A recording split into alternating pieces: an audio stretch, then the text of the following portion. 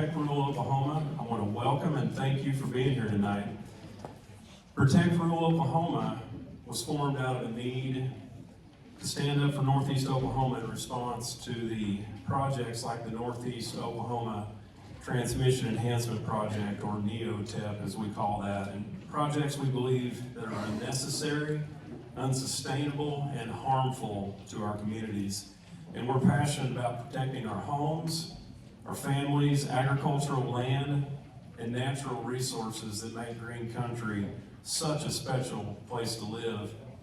And our goal is to educate, empower, and instill hope in our community, and to unite our voices and efforts to stop this line. If you want to give to this organization, everything that we have in here, it comes out of our pocket. We have opportunities for you to give through Venmo, through PayPal. We have a website, we're on Facebook, and we have multiple avenues in which to communicate to us.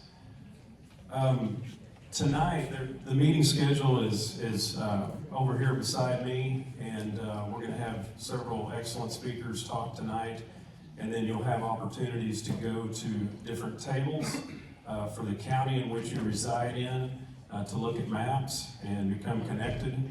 We also have a citizens petition to sign later as well. And before we begin, though, I want to say a prayer for this event. Let's bow, please. Our most righteous and holy Heavenly Father, we thank you so much for this day that you've given us, and we're thankful for this time of year. We're thankful for the moisture that we've received recently, and for the prospect of spring that's right around the corner. And we're thankful for this beautiful land that you've given us to be stewards of. And I pray that you'll be with each one in this room tonight, that you'll bless each one, bless each one as they travel back home, that you'll be with the speakers, and I pray that you'll give us wisdom. And if it's your will, I pray that we can stop this line. God, I just pray that you'll be with us in everything that we do, and we pray this in your wonderful Son's name, Jesus Christ. Amen. Amen. I'm going to turn this over to Ben Bullard. Ben is a local landowner, and he's a lineman. He's going to give us an overview on the Northeast Oklahoma Transmission Enhancement Project. He'll also give us some information on the importance of engaging local and state leadership. Ben? Thank you, Jason. One thing I want to start off by doing is recognizing a lot of the people that have name tags or blue shirts on in here tonight. These folks have worked tirelessly in efforts, unpaid, to help stop this transmission line. So can we just give everybody a quick round of applause real quick? Thank you guys so much. It means so much to us. Your company represents the majority of all these counties. So starting off, I want to start off with a map. It's a little bit difficult to see, but this transmission project is right in here, and this is in Kansas. This is the Buffalo Flats area, just west of Wichita, Kansas. The line is coming down, hitting the Oklahoma-Kansas border, then it's coming down through Oklahoma over to the Missouri border, and it's basically ending down around between the Joplin-Branson area. So this obviously poses a lot of questions. Why is it coming down through Oklahoma? Who's in charge of this project? Where did this project come from? The reasoning behind it. It poses a lot of questions, and it affects obviously a lot of people that's in here in this room. A little bit more about the project. So it's in 3 phases. So the first phase is obviously phase 1, that is an Evergy project. It's taking it from the Buffalo Flats area to the Kansas-Oklahoma line. Then you have AEP, which is what we're dealing with here in Oklahoma. They are taking it from the Kansas state line and down to their Delaware substation and on over to the Missouri border. Their projection on how much that's going to cost is about $342 million. Then you have phase 3, which is the basically the Monette area to North Branson, part of the section of the line. That's done by Liberty Electric. This next slide, it really kind of encompasses, this is the map that was sent to most of the folks from AEP. Very kind of difficult to read. Obviously, several routes that this line could possibly take.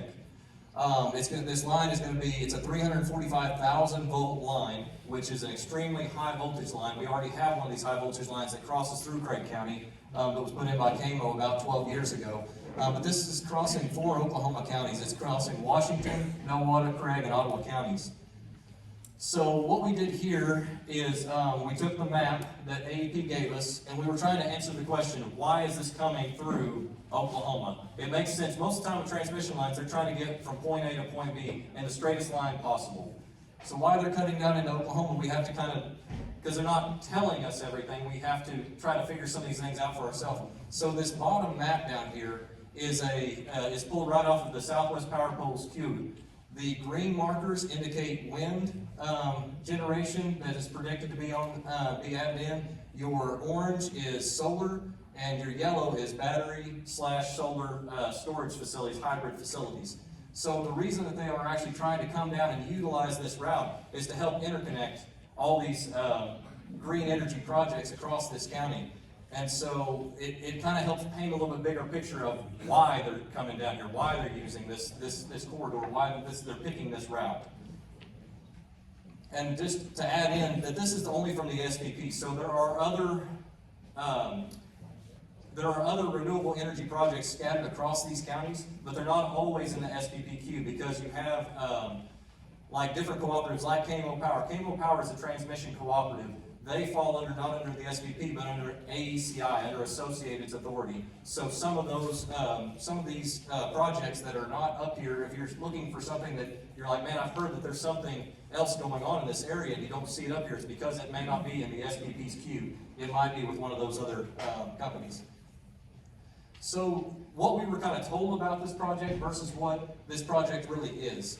So you have what AEP has told us about this project, that it's supposed to enhance the grid reliability and quality. It's supposed to reduce frequency and duration of outages. It's supposed to improve the delivery during weather. It's supposed to lower cost of delivery of the power. It's supposed to improve transmission of low-cost energy. I like to label these as either half-truths or whole lies. So you have to ask some questions. One, the first answer is this is not going to serve anybody in the rural areas that it's encroaching upon, period. That is not this transmission line's objective at all. So then you have to ask, if it connects to all these, what is it actually trying to do? Well, it's trying to connect to these industrial energy projects that are pushed out here in these rural areas. Next, you have to ask, you have to understand that AEP, unlike cooperatives, unlike your RECs or your verdigris valleys or any of that, those are cooperatives who have to pay back their proceeds to their members.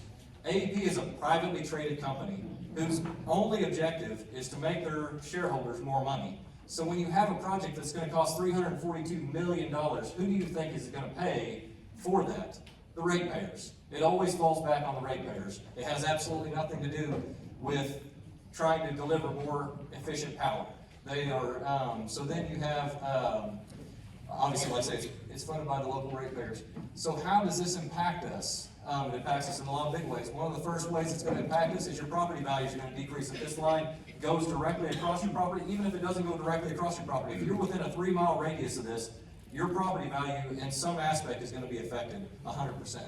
The diversity of your property. So if you had plans to build a barn or a house in a vicinity that this line is projected to go through, they have the ability to tell you you can't do that, which is a huge issue. You have the permanent damage that is done to the land.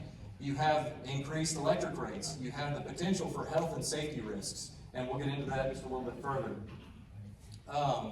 But we also can't just be people that are angry and in opposition to this. We have to have solutions to fight back with this. You can't just come into here and say, well, I don't want it.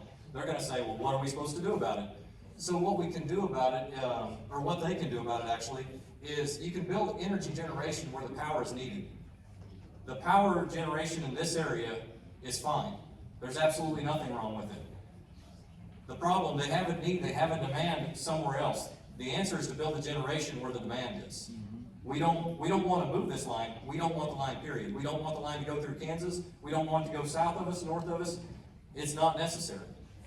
The next thing that could possibly be done when they were talking about grid reliability and some different things, if you truly that's truly what you want to do, you can improve the structures and use the existing right-of-ways and the easements you already have. You don't have to, the footprint for the transmission system is fine. The transmission system is out there, it is completely fine as it is. What they're trying to do instead of spending the money and taking the time to enhance the system as they move along, they're just wanting to blast a new corridor right through there, and they don't have to do that. So we're going to break into this next section, which is how can we stop this transmission line?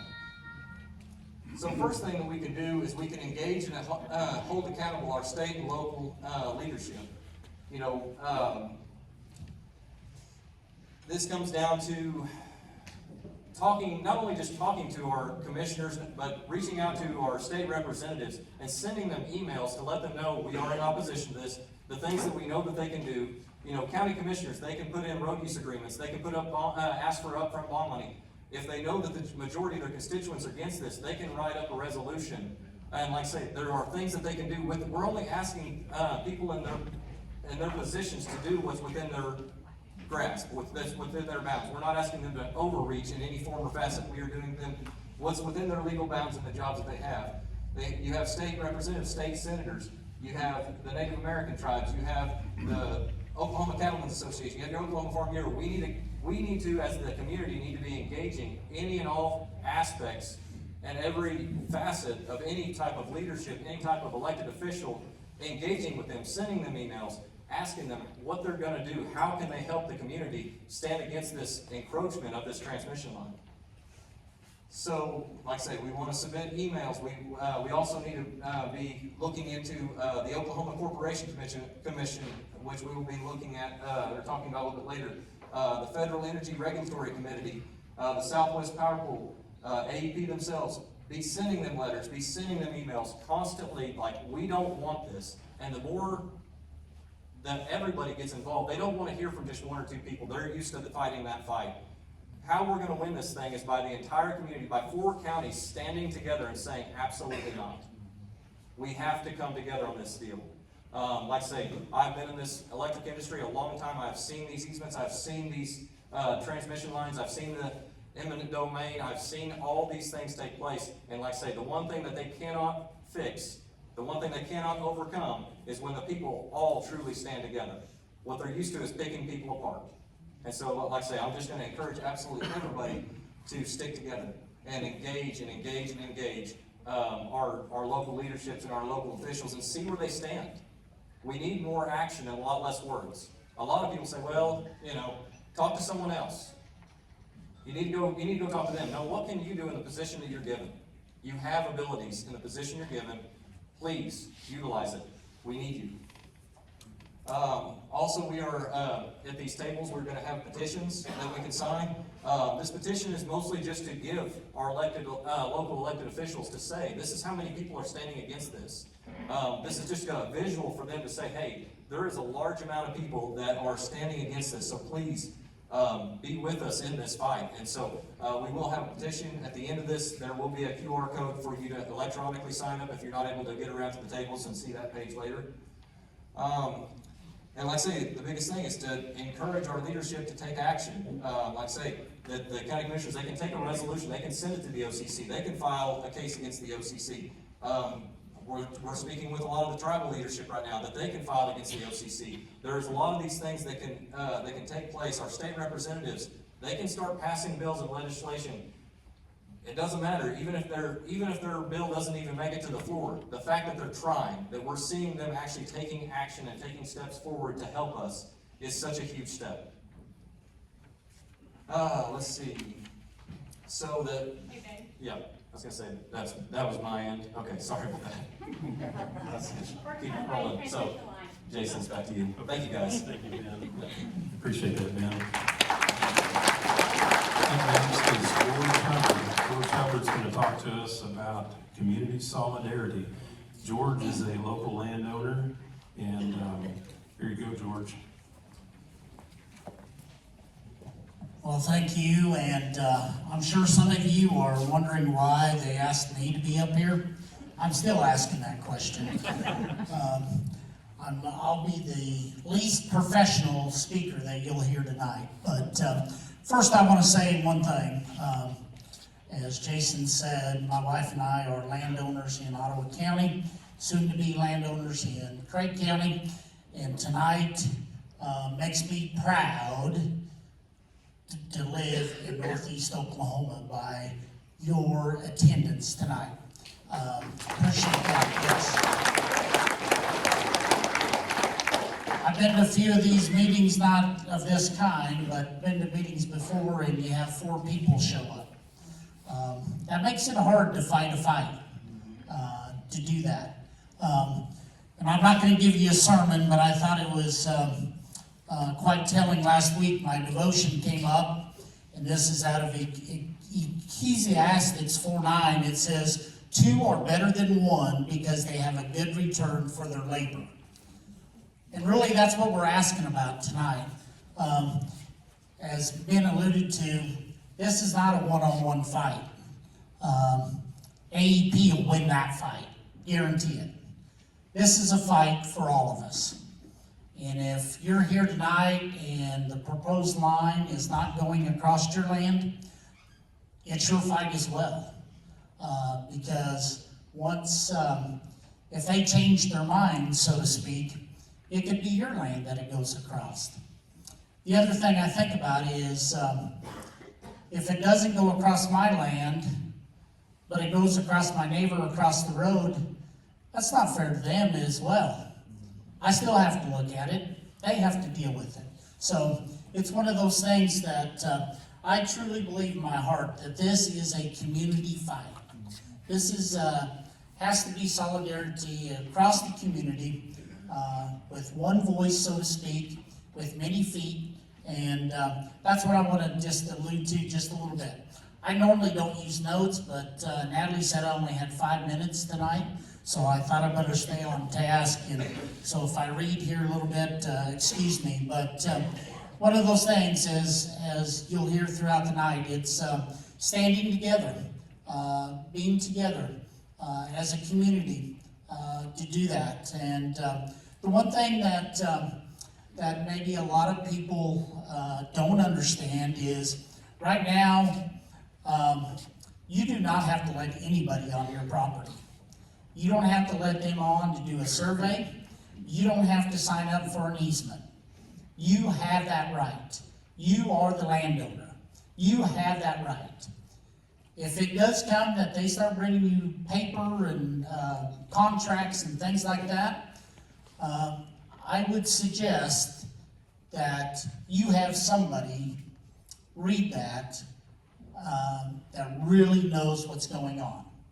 I'm not here to advocate for the attorneys, but it can be a neighbor that knows what's going on. But do not sign easements. Do not sign or let them on your property to do a survey. There has been history in the past that says that a county shut one down because of that. The county was together to do that. So the other thing with that, I think about, for me personally, it's about being a good steward of what God has given me to oversee. Not only our land that we live on, and but also it affects the ranch that I manage heavily. And I just feel like it's my job to protect and be a good steward of what God has blessed us to do. So how do we do that? How do we become united as one? I used to tell my kids all the time, and I might have told a little like why, that Scripture says, many hands make light work. I haven't found that scripture yet, so don't tell my kids, but Keep looking. yeah, I'll keep looking. But that is so true. That's an old saying, but that is so true of many hands make light work. You think about anything that you do, it's a lot easier when you have many hands, right? No matter what it is. And this cause that we're going to put a fight for, many hands. And that's why I appreciate so many of you being here doing that. So what can you do to help that? We're going to ask you tonight to be some of the hands and the feet for this message. And we're going to ask that very simply for you. Most of us know our neighbors. And most of us like our neighbors, right? You guys didn't agree with that. Maybe that's not right. I do anyway, right, Donald? I like my neighbors. But we're going to ask you to be the hands and feet within your neighborhood, and whatever that looks like. Maybe you have 2 or 3 neighbors. Maybe you have a whole host of them. But we feel like that you know your neighbors way better than I do, so you can be the voice. And I think the other thing that I wanted to lead off with that I forgot is, I think this is informational. I'm not here to tell you how to think. I don't want you to tell me how to think. But I do think it is extremely important that you are informed, and your neighbors are informed, and all those within this communities are informed on the real information. And we're asking you to be part of that. We realize that you're not going to win over 100% of everybody. We understand that. And that's fine. That's their right. They have a right to do that. But if you don't, that's probably a time to show some respect, agree to disagree, and turn away and get on to the next person. I think this can be done in a way that is respectful to everyone to do that. So agree to disagree and move on to the next one. So, like I said, we're going to ask you, each county has a map, a plat map at these tables. We're going to ask you to come by there, if you haven't already. Come by, find your place, find your neighborhood, and sign up. And we're going to give you the literature, the information to give them, but you take that and sign up for your neighborhood in that area. Does that make sense? I think this is a way that we can get the message out, get the information out, the correct information out, the factual information out to do that. And we ask that you do that within the next 30 days or so. Quicker the better, to be honest. If you're like me, I gotta have an early deadline because I like to procrastinate maybe just a little bit. But thank you so much for being here tonight. And I will say this, I'll close with this. If you're willing to be hands and feet for this project of stopping the line, do not leave here tonight until you see somebody at the table of the county that represents you. So, thank you very much.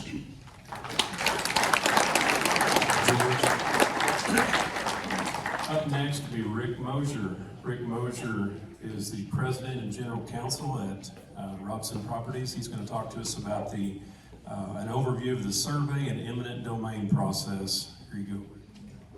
Thank you. I was asked to kind of give an overview of what the eminent domain process looks like. I know probably there are those in this room that have dealt with it more than I have. I've been out of private practice now for some 25 years and haven't done an eminent domain case in that period of time. So if you've had one recently where they tried to take some of your property, then you may know a little bit more than I do about it. But I'll tell you what the statutes say, what the law says. This is how it works. In an eminent domain, we've got a clash of two theories of American law. One is private property. You have a right to do with it as you please. It's your property. Nobody can take it from you. The other one is that the sovereign, the state, can in fact take it from you for a legitimate public purpose. So the question becomes, what constitutes a legitimate public purpose? Who's going to decide that? How are those decisions going to be made? Well, it's made in the eminent domain process. The question was asked of me, if a surveyor comes out and wants to go across your property and make a survey, can you tell them no? Well, yeah, you can tell them no, it's your property.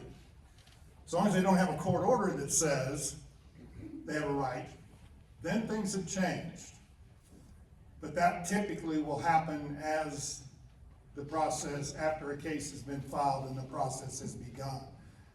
Just walk out and say, I want to survey your property, you have every right to tell them no. They can't come on.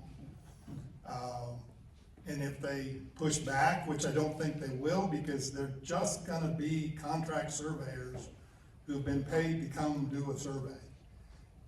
But if they push back, simply tell them, bring me your legal authority, and then we'll talk. I think that will get them to leave. So what happens in the eminent domain? The first thing that has to happen, the statutes require it, is that the condemnor, in this case AEP or PSO, has to determine where they're going to put this line, or where they want to put this line. They have to determine by appraisal how much the damage is going to be to your property. They have to have an appraisal in hand. They have to come to you and negotiate. Doesn't mean they have to come and negotiate a long time. Doesn't mean that they have to come back after they get no for an answer, but they have to try. Once they have tried, then they can file a petition for eminent domain.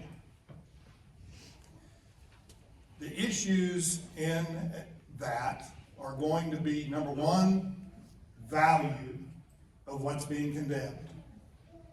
Number two, whether it is a legitimate public purpose or not. And that's about it, honestly. They file their action, and there will be freeholders appointed by the court. Usually happens one of two ways. And the judge gets to decide. Either the judge can say, well, I'm going to appoint all of them, and everybody that, and a freeholder needs to be somebody that owns land in the county where the action has been filed. So it needs to be somebody with some knowledge of land values, of damages caused by the line. Doesn't necessarily need to be an appraiser, but frankly probably will be. The court can appoint them. Many times, and in most Oklahoma jurisdictions, the judges have said, okay, Mr. PSO, you appoint one. Mr. Landowner, you appoint one. And I, the judge, will appoint the third one. So they come back with an estimate of the value and say, this is it. This is what the damage is going to be to this property. After that's been filed, the court clerk has 10 days to give you notice as the landowner that it's been filed, this is what the report says, here it is. You then have 30 days after you get that notice. Well, no, 30 days after the report has been filed. So it's not 30 days after the notice, it's 30 days after the report has been filed to say, I object to the report. And you can object on two grounds. One, the value's not right. Two, there's not a legitimate public purpose for this condemnation. That sounds really good. You get a chance to go tell why it's not a legitimate public purpose. Unfortunately, the cases that have been decided by the Oklahoma Supreme Court give a lot of credence to the decisions of the condemning authority about whether or not there's a legitimate public purpose. So in that regard, my personal opinion, your battle is best fought in the Corporation Commission. In the rate discussion, they're going to go to the Corporation Commission and seek to have a rate increase to pay for this. And that's probably the best place to do that. By the time you get the condemnation, It's extremely difficult. Now, some of the things Ben brought up might have some impact on the court, but they might not. So you file your objection to the report of the freeholders. You then have 30 days after that to file a request for a jury trial on the issue of, on those two issues. Now, the problem is that the issue of whether or not it's a public purpose is a question of law, not a question of fact. That's what the Supreme Court said. I don't understand it, but that's what they said. And so consequently, the judge is going to decide whether or not there is a legitimate public purpose. And he's going to give a lot of credence to the affidavit that's going to be filed with the petition that says there's a legitimate public purpose. Then, but you do get to try the case to a jury on the issue of damages. If you win, and you win more than 10% more than what the freeholders said you should get, then the condemning party gets to pay all of your costs and all of your experts and all of your attorney's fees, in addition to the amount additional that they have to pay. It doesn't work the other way around. If you don't get any more than 10%, you don't have to pay all of their costs. But there will be costs involved. Our previous speaker said he wasn't here to speak for the lawyers. Don't try to do a condemnation suit without hiring a lawyer to help you with it. It's too complicated. There's too many deadlines. There's too many requirements of what you have to do. You're going to be better served if you get an attorney to represent you. Then, once the objection has been filed, but once the freeholders have said this is the amount, but before your jury trial, the condemning party posts the amount of money the freeholders said you were supposed to get with the court. Then they have the right to possession, even before all the issues have been tried. And you have the right to the money that the court has. If you win on the issue of no legitimate public purpose, you'll have to give it back. But that won't be, nobody's going to feel too bad about doing that. But it's an odd quirk of eminent domain law that all they have to do is post the amount that the freeholders say, and then they can move on and start building. Now, if you win on the issue of public purpose, they have to take down whatever they built and pay you for it and all the damages, but that's where you stand. So it's not a particularly landowner-friendly process. And it's not meant to be. It's drawn up because we're doing this for the public, allegedly. In this case, we seem to be doing it for wind and solar farms, but nevertheless, that's what it looks like. So, answer the first question, do you have to let somebody come on your land to survey your property? No, you do not. If you get served with summons in a condemnation action, from my perspective, you can decide on your own. You really need to get an attorney to help you with it. And then go fight.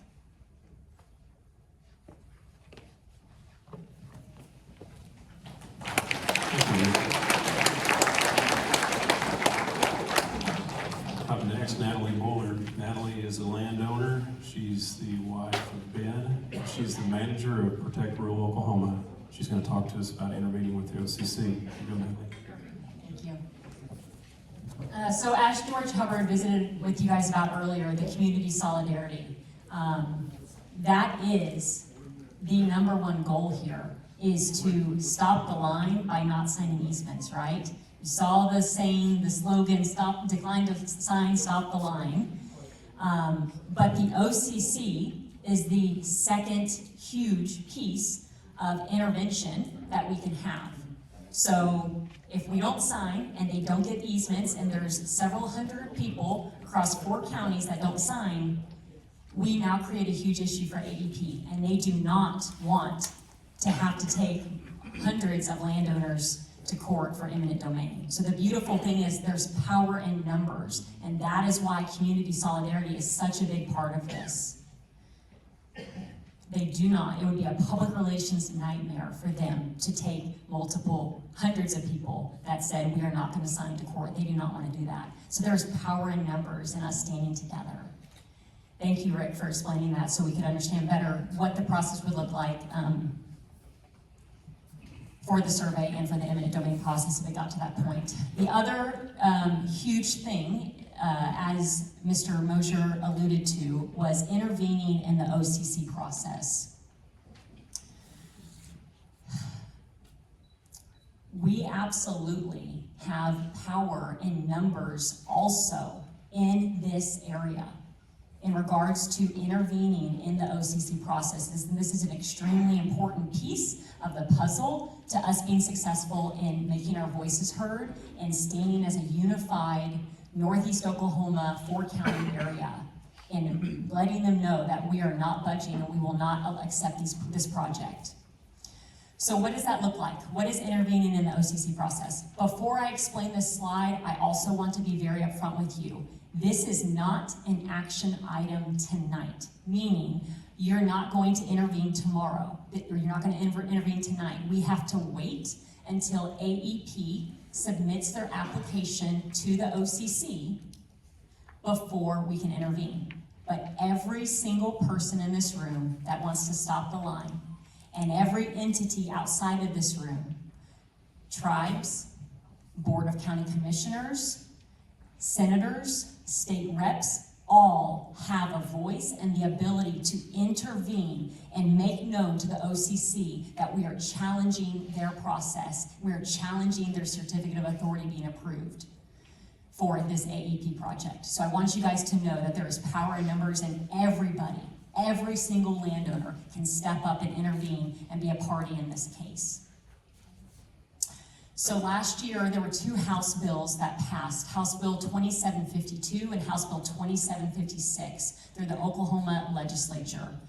Those House bills both had to do with utility companies being required to not now just notify. It used to be they had to notify the OCC when there was a new utility project.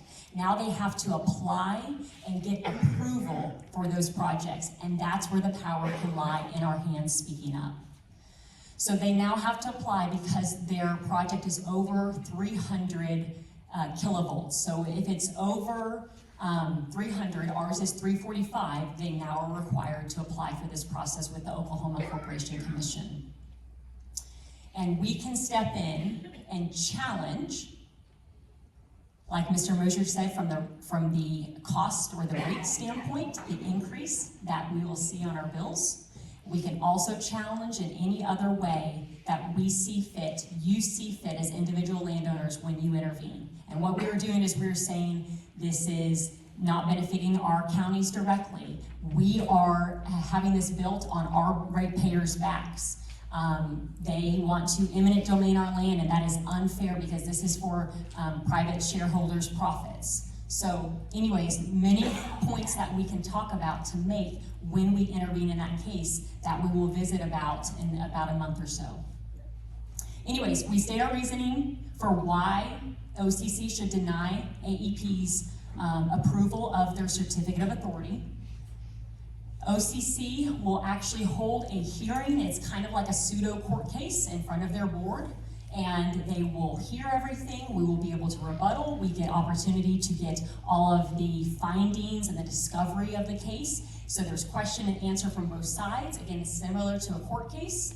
And then they will make a decision after everything has been resolved.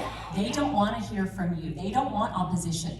We need and we have to give them opposition at the OCC. So again, this is an extremely important point, and our community opposition is vital.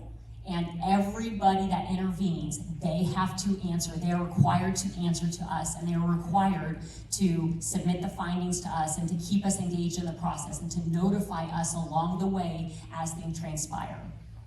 This is a very short explanation of what the process is. I am not going into detail tonight. We will absolutely be transparent with you, and we want you to be engaged in every part of the process, but it's for another night, because that is not the focus of tonight. The focus of tonight is what are our action points at this time. So we will revisit this as a community, plan to have another community meeting soon, and be able to actually tell you, okay, guess what? They applied, AEP applied with the OCC for their certificate of authority. Now it's time as a community to take action.